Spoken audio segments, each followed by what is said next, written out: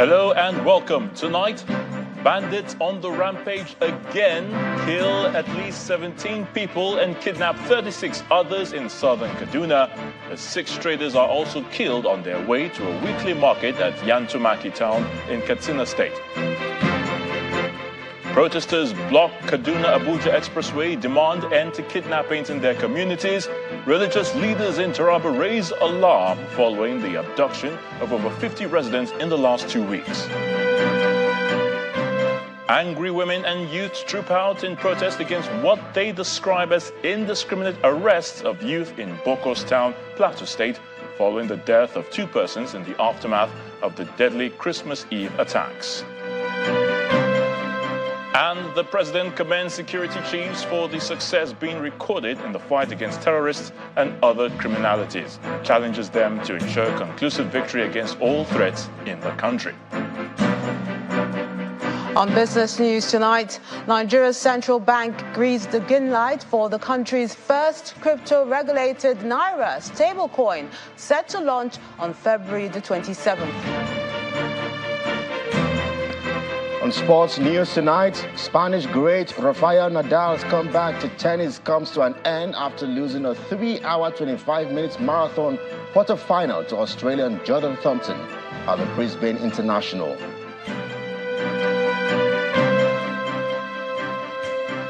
And from Abuja, federal government counts gains of dry season farming, says implementation of initiative last year is helping to boost food security in the country. And international news from London, the Paralympian star Oscar Pistorius has been freed on parole from a South African jail nearly 11 years after murdering his girlfriend, Reva Steenkamp. Security returns to the front burner with fresh deadly attacks in Kaduna and Katsina states, while protests trailed incessant kidnappings in Taraba and communities on the Abuja-Kaduna expressway. Let's begin in Kaduna state, where at least 17 people have been reported killed and 36 others kidnapped following an attack by bandits on Konkura, Dokan, Kariji and Angwansako communities in Kauru local government area of the state. The police authorities are yet to comment on the incident, but the former councillor of the ward, Aminu Khalid, told Channels Television that the bandits invaded Angwansako community on Tuesday and killed 8 people and kidnapped 58 others. He said that the bandits continued the attack the following day at Dokan, Kariji and Kunkure villages, where they killed 2 and 7 people. 22 out of the and injured 7 people. 22 out of the kidnapped victims were said to have been rescued later through the joint effort of the local vigilante groups, while the rest were taken to an unknown destination by the bandits. Meanwhile, at least 6 traders lost their lives on the earth today to bandits in Dan Musa local government area of Katsina state, while on their way from Maidabino community to a weekly market located at Yantumaki town of the local council. A resident of the area told our correspondent that the bandits also burned down some of the vehicles in the convoy. A police spokesperson in the state says the command is aware of the attack and is on top of the situation. Meanwhile, motorists plying the Buhari axis of the Abuja-Kaduna highway as hundreds of protesters blocked the road to protest the spate of kidnapping in their communities. The protesters, comprising men, women and children, marched from their settlements on the border between the Federal Capital Territory and Kaduna. They say their communities have been under the siege of kidnappers since November of last year. For over 2 hours, motorists flying the Abuja-Kaduna Expressway were stranded as protesters blocked the Buhari axis of the highway to protest the rate of abductions in their communities.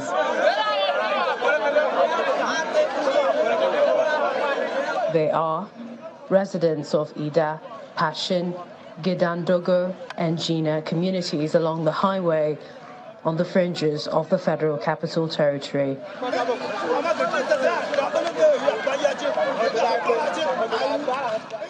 Last year, December, my brothers, my cousin here in this village called Godna, were kidnapped.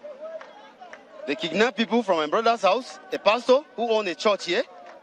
And as a result of that, they demanded for 20 million naira. As the negotiation was going on, And then we're able to raise about 10 million naira. But I didn't know what happened. They still kill our brothers. They killed 3 of them. Apart from the protesters, some motorists who also ply the road confirmed the insecurity on the highway. As you can see the road, most people that are supposed to ply the road, they are not plying the road because people are afraid because of fear of being kidnapped. So we take risks to ply this road. We are always taking risks to ply this road. Even before getting there to this place, I stopped about 3 kilometers to pray because I know I'm passing a very risky route. According to them, no fewer than 20 people have been abducted from the communities between November 2023 and January this year.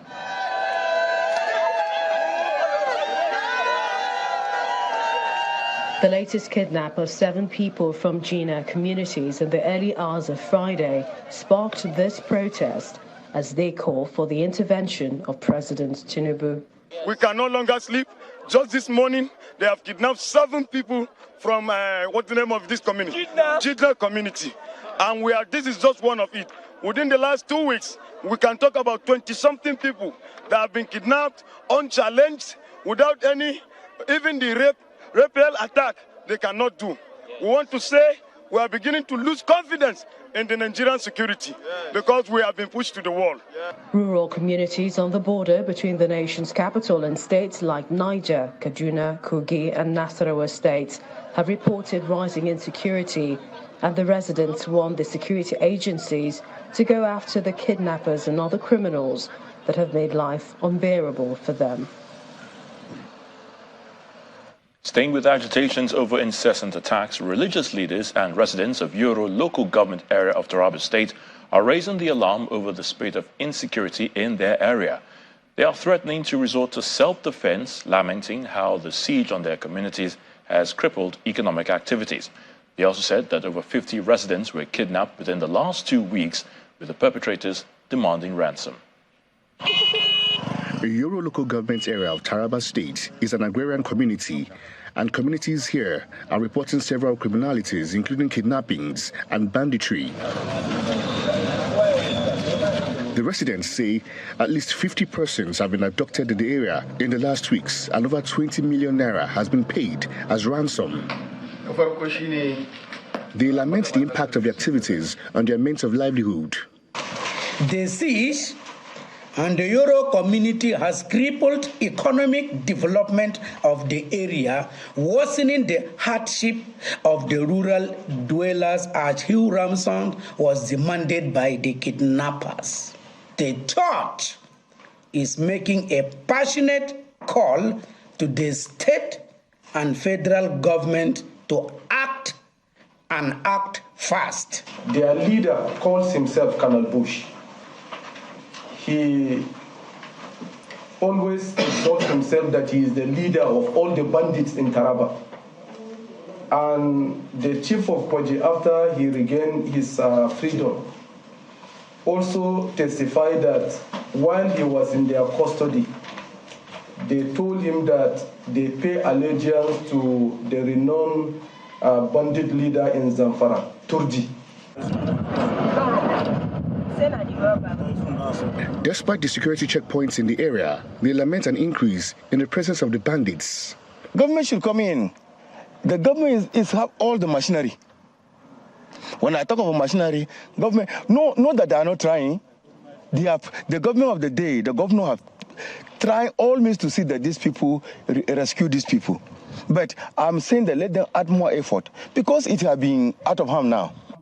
The bandits have released an amateur video showing some of their victims in their custody, blindfolded and brandishing their weapons, a situation the police says they are aware of and are deploying some tactics to win the war against the banditry and kidnapping in the state. What we are going to do is staying on our chest, but as we start taking actions, you will see them. And we want to assure you that with the shortest possible time, Euro will be safe like any part of Taraba State. Residents are hoping that the security agencies will deploy the tactics as soon as possible and flush out all the bandits within the area. Meanwhile, in Plateau State, angry women and youth today staged a protest in Bokos town to express their displeasure over what they describe as indiscriminate arrests of youth in the community following the death of 2 persons identified to be Fulani. The protesters visited the Joint Security Task Force Operation Safe Haven Operation Base, as well as the Divisional Police Office in Bokos, accusing them of random arrest of indigents in relation to the incident. It was gathered that the demonstration turned violent when the protesters proceeded to the palace of the district head of Bokos, overpowered the security personnel at the palace, and set the building, including vehicles parked within the premises, ablaze. In the meantime, the Bokos Progressive Youth have also issued a statement lamenting what they termed the biasness of the security operatives. The youth are also calling for proper investigation into circumstances leading to the death of the 2 persons, rather than victimizing the people who are already traumatized and displaced from their homes. Staying with security, the president has asked the nation's security chiefs to ensure that there is conclusive victory against the security threats confronting the country. Addressing security chiefs and heads of intelligence agencies at a presidential security briefing at the State House, President Bola Tinubu said while good progress is being made, success will ultimately be defined by a final conclusion to the multi-dimensional security threats. He emphasized that the armed forces must deliver on his objective to ensure the nation achieves a sustainable production of 2 million barrels of crude oil per day within the first quarter of the year 2024.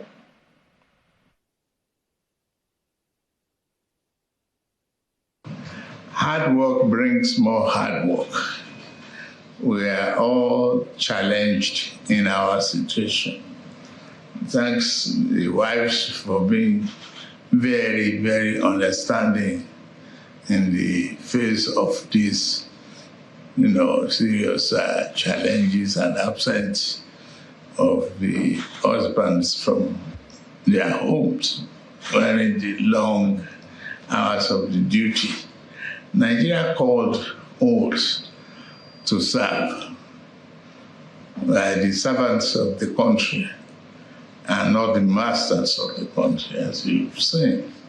And your teamship as leaders in our various categories is reflecting in various assignments and responsibility.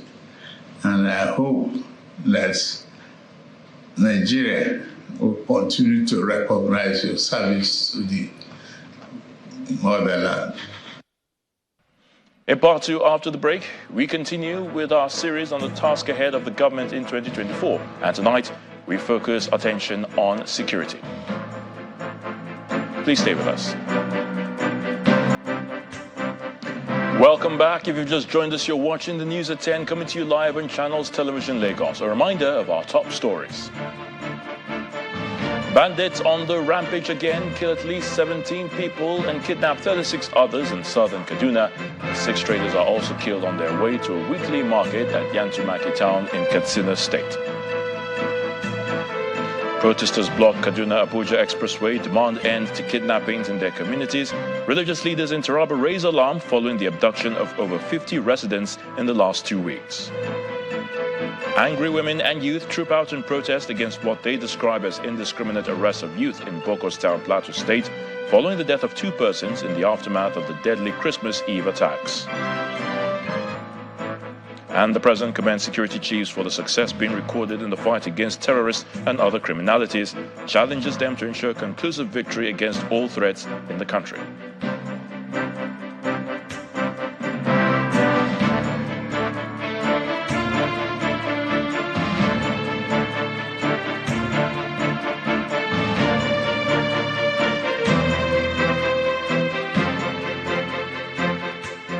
The armed forces and the police, with its new leadership, try to meet the mandate of a safer nation with varying levels of success in 2023. According to statistics from the Economic Community of West African States, ECOWAS, from 70 separate attacks, over 4,000 deaths were recorded in 2023 in Nigeria.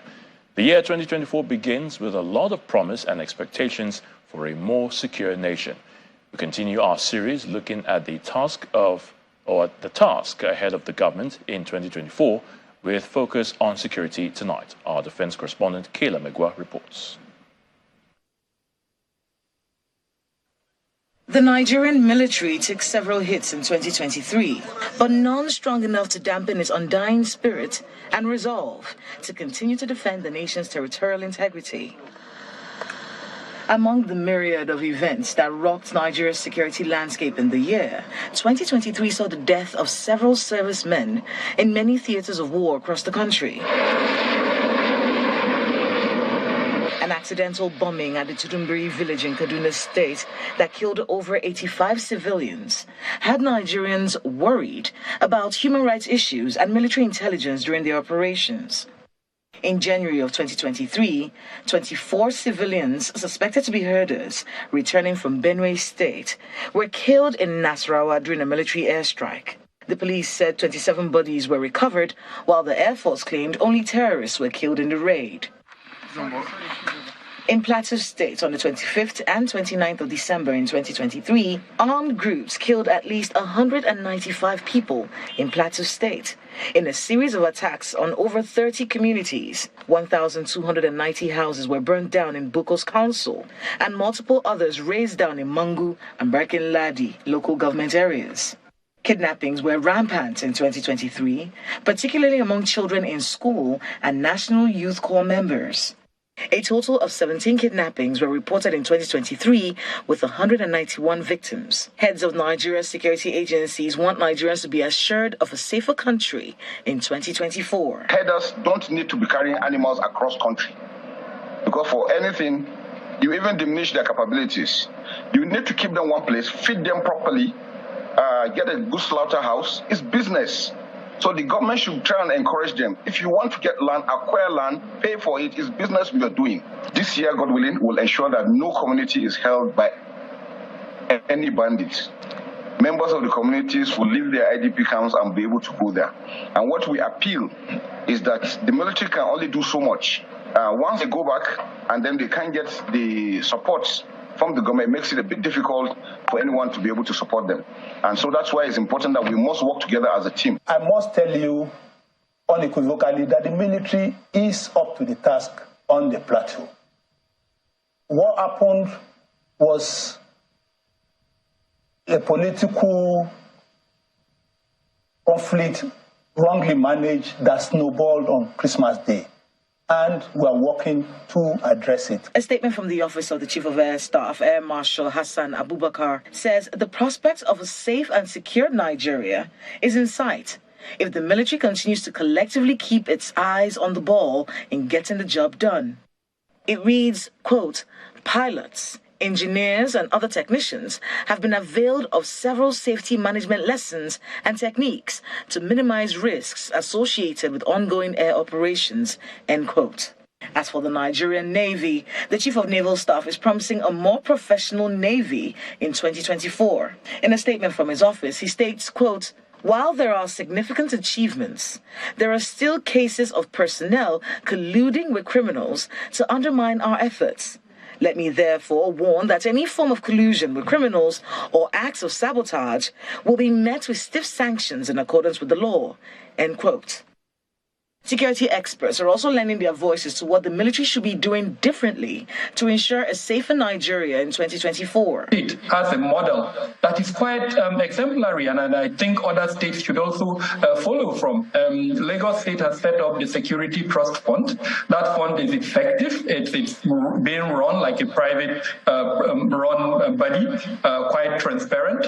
What do we have in states like Plateau? And to add to that, before this governor, in fact, I'm happy that he's a lawyer. So what I'm going to say would be instrumental. It's every politician, and not just in the executive arm of government, at both the federal and state level, has a level of responsibility, and he or she should not shy away from that responsibility. The governor has the right to protect the citizens of his state. Now, how he does that, if he says he doesn't know how to do it, then I'm sorry, why is he occupying that state? All the security challenges are predicated on the political, the economic, and the social terrain in the country. To what extent are we dealing with those variables to ensure that some of these issues have not, gotten out of hand. So we need to enhance the well-being of the average Nigerian, and of course, it strengthens institutions so that they can live up to expectation. While the military readjusts its operations and improves synergy for better service delivery, conscious effort has to be made to ensure Nigerians see the safety of the country in 2024 as a national assignment for all. Kayla Magwa, Channels Television News. Earlier, we spoke with a professor of criminology and sociology of law, Professor Etanibi Alemika, on security. He started by giving an overview of how the nation fared in the year 2023 in terms of security management. I think we had gone on the former route, which failed to understand that the insecurity is a symptom and not the cause. The cause are lying in the political, economic, and social dysfunction within the country. And so we're dealing with symptoms rather than looking at the root causes. So both governments have adopted similar process, similar understanding and logic. And to that effect, it's glaring that the success expected is not being realized. So basically, we're on a failed path because we're not addressing the fundamental economic, political, and social causes of the insecurity. We're not dealing with economic, social, and political sources. So maybe just briefly to say, what are the economic, social, and political causes of the insecurity? At the economic level, we have witnessed decline since SARP in the industrialization and agriculture. These are foundation of economy, not finance, not many other areas where we are focusing. So many industries have collapsed in SARP, thereby leading to unemployment, increasing poverty, and of course, dependency on import. And of course, we now have scarcity of goods, and we also have unemployment. These are economic foundation for insecurity. The political aspect is the massive corruption in the country, which we've not been able to successfully address. And then we have impunity. On the social level, we have distrust among ethnic groups because there is scarcity, and the little one that is available, people are fighting over it, and then, of course, creating distrust deficit. So I think what this government needs to do is to look at the economy, and the economy not at the level of financial sector or what the economy we call not the real sector that we often focus on, central bank and all those are just paper tiger money. They don't produce, they are not consequence of production. So we need to focus on agriculture, we need to focus on industrialization and reduce dependency on importation. That is where we must go, and then we'll be able to generate employment, we'll be able to generate self-reliance. All right, Prof. So some have said the military cannot be everywhere to protect every community. How much difference do you think technology can make in this regard? Well, we just went through COVID-19. And one of the measures that we did was to have vaccination. Because no amount of effort at the level of symptoms, you will not be able to solve the problem because the generating causes are still there. So I think in terms of, I think what the military, the police can do is it could create some level of deterrence, but they will not solve the problem. And in the present situation, one of the challenges you have is that we don't even have enough personnel, we don't have the technology, neither do we have the infrastructure that can carry the technology themselves. For example, stable electricity, a communication system. See how much sometimes you want to connect, you can't connect. So these are very complex problems. And all of these are reactive. What I'm urging is that we we embark on a proactive measures. Because by the time you are bringing in military or bringing police, the incident had already occurred. But we can use economic, political, and social measures in a proactive way that will not even have to have the problem that will require the involvement of the police and law enforcement, other law enforcement. All right. So some have advocated the option of state policing. What would that really address the challenges in your view? It will not. In fact, it will compound it. And I'll just give you, I'm not going to go far, I'll give you an example. Our state educational system better than the federal? Are their health system better than the federal? Is the CS better than INEC? So I think there is this fixation that the police will make a difference, but it's not going to make a difference because the problem is structural. what structure we find at the federal today is in existence at the state and local government level.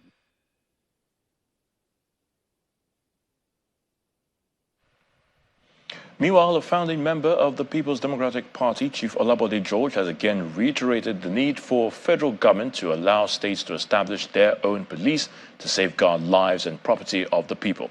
Chief George believes that the establishment of police across states will reduce the attacks witnessed across the country. He was a guest on our political program, Politics Today.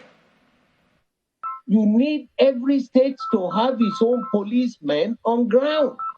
Whatever it's going to cost us, these are, ideas. How many can you, because police work is purely communal work. And if you want to do community work, it means you will employ people from that community to be the policemen. The national police cannot cope with the demands of keeping the lives and properties of the people at the lower level. So it comes to a situation where you need this. We have expanded so much, and we needed that to be able to fill the gap, to keep lives and properties of people safe. Still ahead on the news at 10, Lagos State House of Assembly passes the 2.2 trillion naira budget for the 2024 fiscal year presented by Governor Babajide Sanwo-Olu in December last year. That's on Business News. Please join us again. Welcome back to the news at 10. Let's take you back to our story where the National Cybercrime Center of the Nigeria Police has arrested 3 persons alleged to be behind the popular microblogging platform Gistlover, used mainly to blackmail individuals. Now, the suspects were arrested in connection with a case of alleged conspiracy, cyber-stalking, and even threat to life.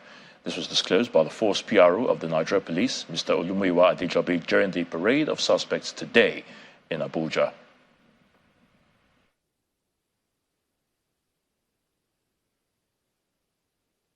Members of a syndicate called Gistlover Family, responsible for the daily running of the Gistlover blog, a microblogging platform known for cyber stalking, incitement, blackmail, and sundry, which has over the years been a cause for public outcry. Upon arrest, the suspects revealed their various degrees of involvement in the conspiracy, collaborating the already available overwhelming evidences. The first suspect, Adebukola Kolapo, aka Omoba Gistlover, was responsible for the creation of over 80% of the Gistlover pages, thereby lending his digital footprint for the perpetration of the aforementioned criminal acts. Being on the payroll of the said platform and having enjoyed incentives like car gifts and monies, Adebukola was saddled with the responsibility of scouting, editing, and captioning contents, including the cyber stalking post made against the complainant, Honorable and Dr. Mrs. Oluseyi Oladejo, and many other Nigerians. Over now to the nation's capital, where Gloria Umezuke is standing by to give us the very latest from our Abuja studios. Hello, Gloria. Many thanks, Ayo. Here in Abuja, it appears the dry season farming implemented late last year as part of the federal government's efforts to boost food security is yielding results, and the Minister of Agriculture and Food Security, Mr. Abubakar Kyari, is already counting the gains. A few months ago, the ministry commenced interventions on crops such as wheat, rice, and maize to support dry season farming.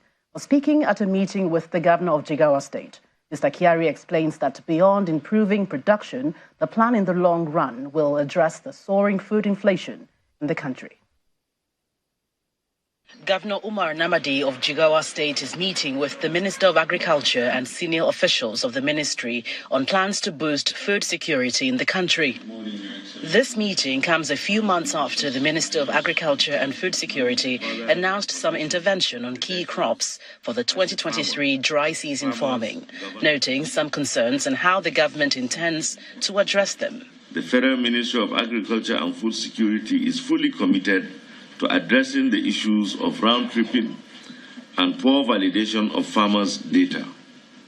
We are dedicated to implementing stringent measures in the forthcoming dry and wet season farming for rice, maize, and cassava to ensure transparent distribution and target genuine farmers.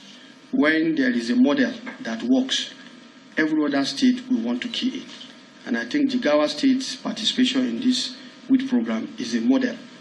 And for us, in the ministry, we are going to take the entirety of the critical success factor of this model and ensure that we make it available nationwide. There are plans for the 2024 dry and wet season farming in Jigawa State, and it's designed to engage more young people. The 11 federal constituencies in Jigawa State that will empower at least 100 graduates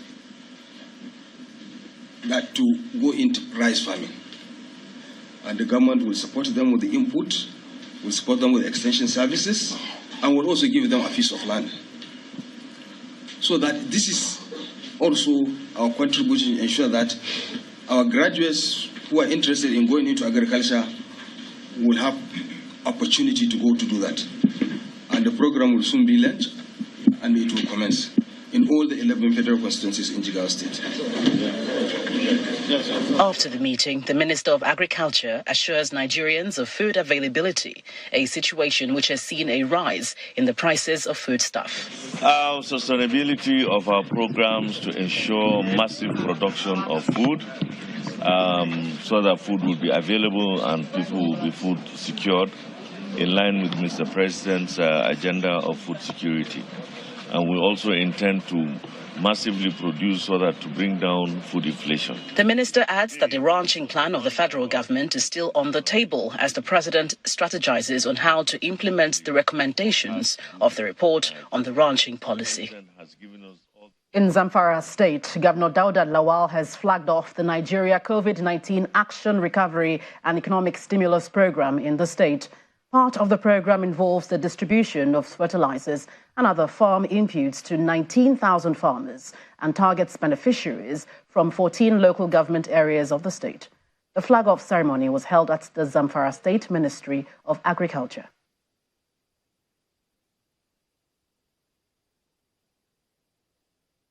The Zamfara State Governor and some members of his cabinet are at the State Ministry of Agriculture to flag off the Nigeria COVID-19 Action, Recovery and Economic Stimulus Program. Your Excellency, you may wish to take your seat. The program is part of the government's efforts to mitigate the impact of the COVID-19 pandemic on the livelihoods of citizens and other vulnerable individuals.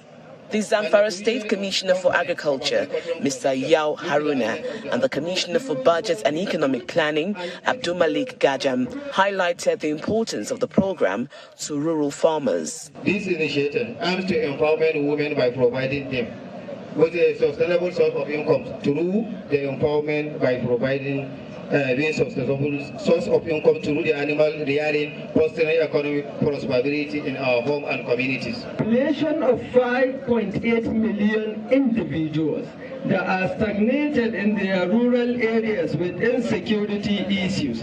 The only thing that can unleash that potential, the only thing that can bring peace back to our society is making sure this vibrant, youthful generation that is growing up have access to agriculture, have access to technological hub, have access to education. It's now time for the official flag-off by the Zamfara State Governor, who also speaks to the overall objective of the program.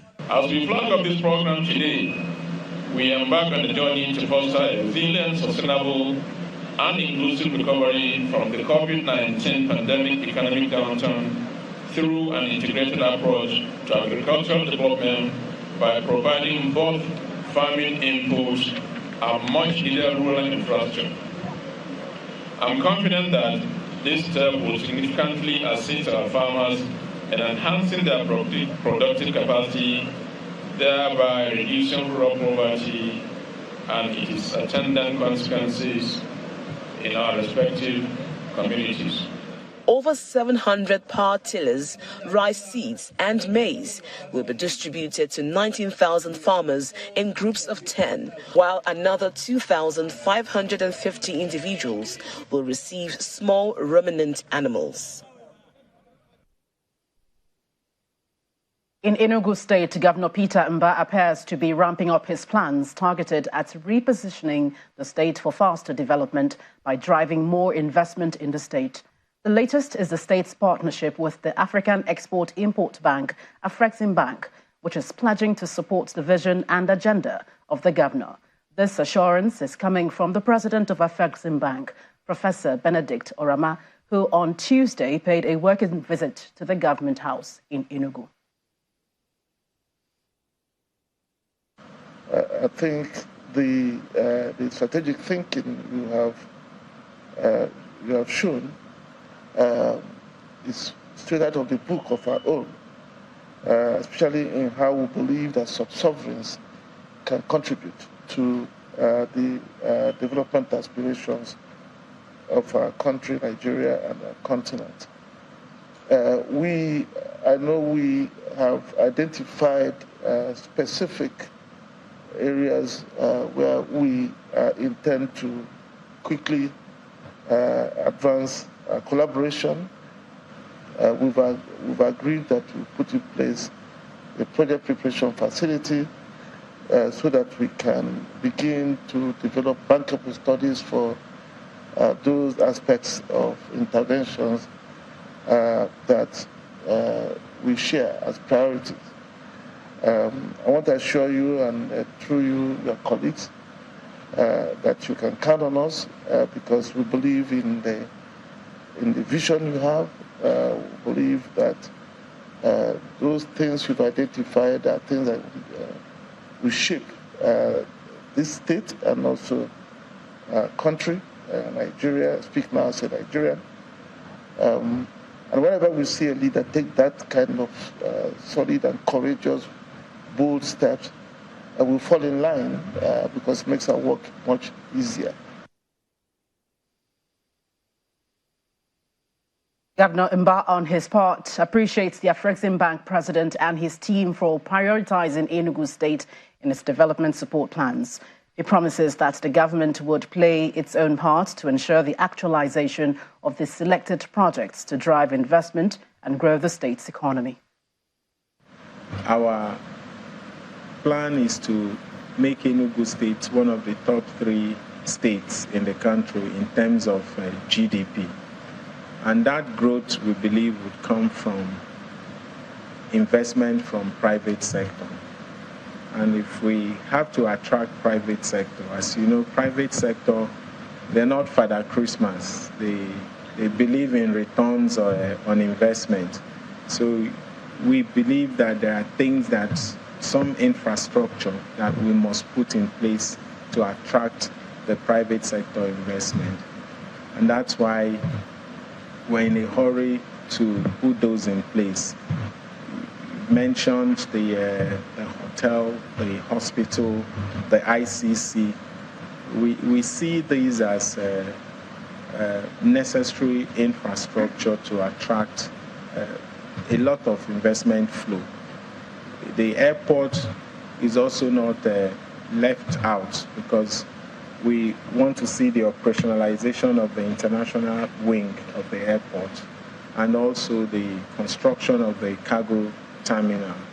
So we're very happy of the collaboration with Afrexim, and we're truly looking forward to this partnership because with all that is lacking in everything we have said here is a necessary financial support.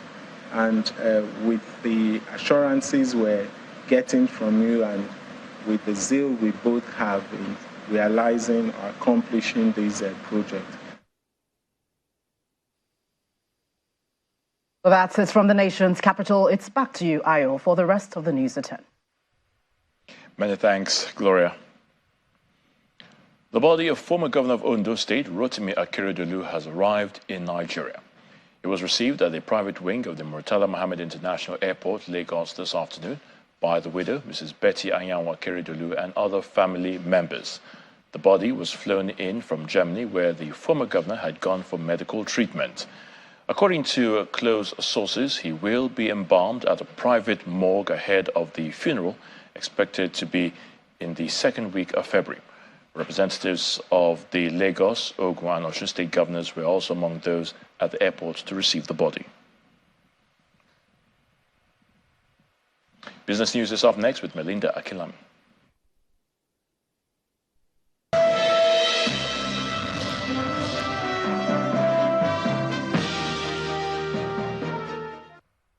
And thanks, Ayotunde. Welcome to Business News. Nigeria is set to launch its first regulated Naira stablecoin called CNGN, as the central bank has approved its takeoff on February the 27th. This comes after the financial market regulator recently lifted its restriction on cryptocurrency transactions. The new stablecoin, which is being developed by a consortium of Nigerian banks, fintechs, and blockchain businesses, will be consistent with the regulations set by the stakeholders and controlled Naira stablecoin. The group says the move will usher in a new era of financial fluidity and transform the Naira into a currency for global settlements through blockchain technology. The Lagos State House of Assembly has passed the 2.267 trillion Naira budget for 2024 presented by the governor, Babajide Sanwo-Olu, last year. The spending plan, which comprises 58% capital expenditure and 42% recurrent expenditure, was approved after a unanimous voice vote by the lawmakers. Before this time, the chairman of the Joint Committee on Budget and Finance, Mr. Saad Olumo, presented a report of the committee which recommended that the Public Works Corporation, Water Corporation, and state-owned tertiary institutions be placed on first-line charge to enable them perform optimally. On December the 13th last year, the governor presented the 2024 budget proposal of 2.246 trillion naira to the House. To the domestic market now, where we can officially say it's a bullish week, and it's also one for the history books as the all-share index set a new record high. I'm sure Will is excited. She has the details.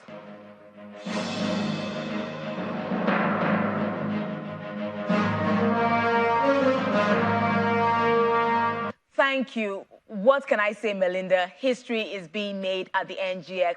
Last trading day of the week, and the NGX is still on fire. All I can say is that there was a frenzy for stocks in the market, but MTN Nigeria, Nestle, Dangote Cement, and the banking stocks pushed the all-share index over 2% and taking that index to 79,000 points. And the market cap crossed 43 trillion naira. Not enough time to go over all the winning stocks, but we'll have a quick look at the figures. Access Holdings share price hit 27 naira 30 kobo today from its opening price of 25 naira. We see all the other banking stocks in the green. Another outlier today is Fidelity Bank. Its share price climbed over 6%. For a Tier 2 bank, it's growing at a very fast pace, and it touched 14 naira today. It had over 92 million units of its shares traded, valued at about 1.3 billion naira.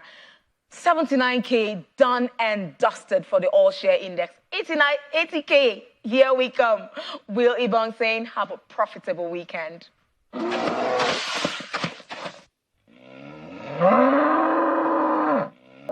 That's Business News. It's back to you, Ayotunde.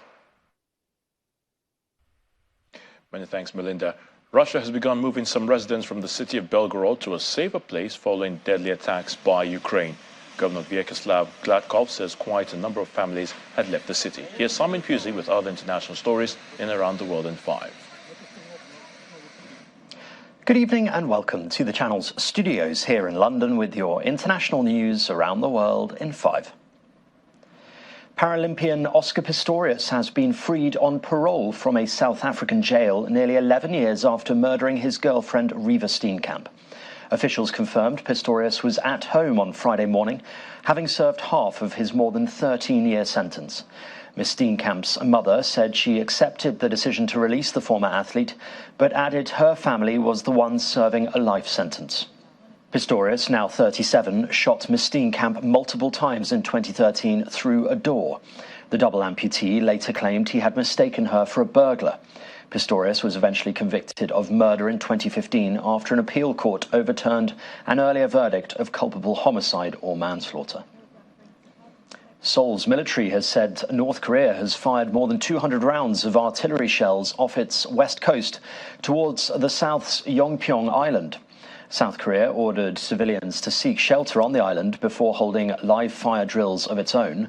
The South called it a provocative act, but the North denied the islands were in danger from its firing drills. In 2010, North Korean artillery fired scores of times on Yongpyong, killing 4 people. Israeli Defense Minister Yoav Gallant has outlined proposals for the future governance of Gaza once the war between Israel and Hamas is over. There would, he said, be limited Palestinian rule in the territory. Hamas would no longer control Gaza and Israel would retain overall security control, he added. Fighting in Gaza continued alongside the plan's publication, with dozens of people killed in the previous 24 hours. US Secretary of State Antony Blinken is due back in the region this week. He is expected to hold talks with Palestinian officials in the occupied West Bank and Israeli leaders. His visit comes amid heightened tensions in the region following the assassination of the top Hamas leader, Salah al-Aruri, on Tuesday in Lebanon's capital, Beirut. His killing has widely been blamed on Israel. Israel has neither confirmed nor denied involvement. New video shows dramatic footage of buildings being swept away by a landslide after Japan's huge earthquakes struck.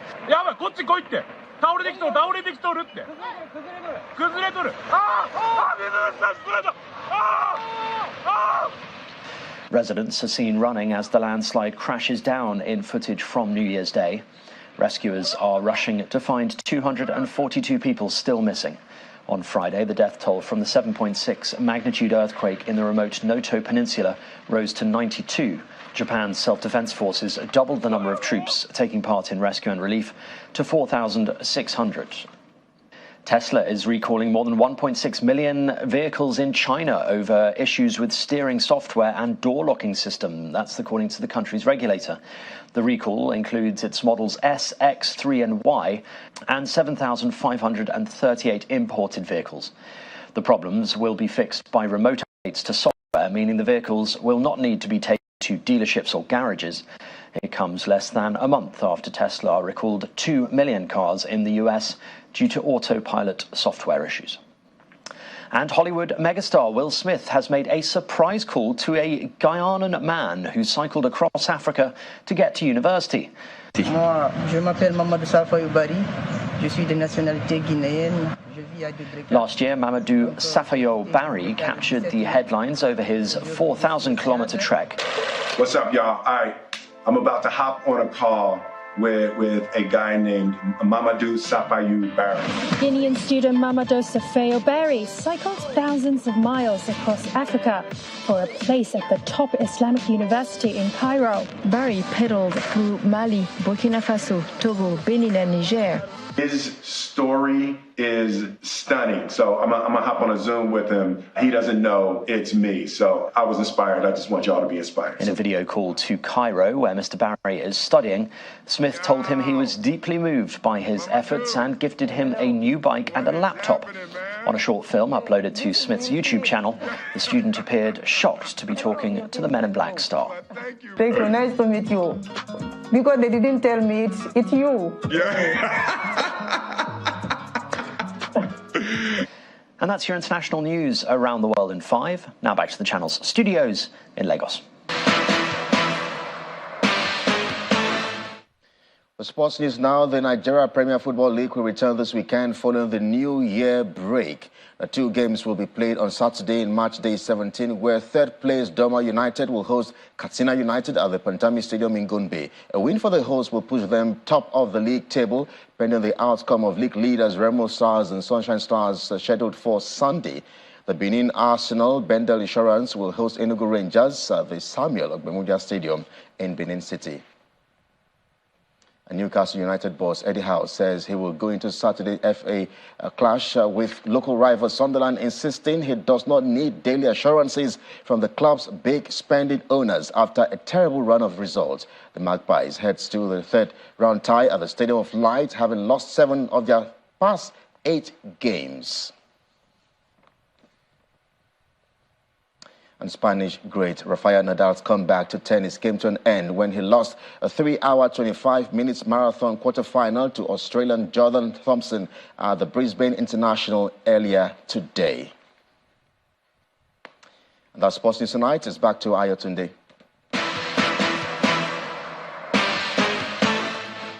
Thanks, Kelly. And the main news again.